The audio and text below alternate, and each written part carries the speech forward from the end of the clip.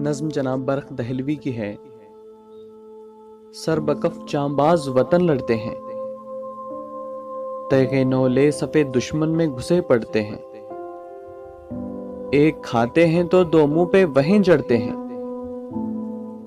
हश्र कर देते हैं बरपाए जहां अड़ते हैं। जोश में आते हैं दरिया की रवानी की तरह, खून दुश्मन का बहा देते हैं पानी की तरह। जब बढ़ाते हैं कदम पीछे फिर हटते ही नहीं, हौसले उनके जो बढ़ते हैं तो घटते ही नहीं। दमे पैकार हरीफों से करते ही नहीं, उल्टे कदमों पे बिला फतह पलटते ही नहीं। हिच हैं उनके लिए आहनी दीवारें भी, रोक सकती नहीं फौलाद की दीवारें भी।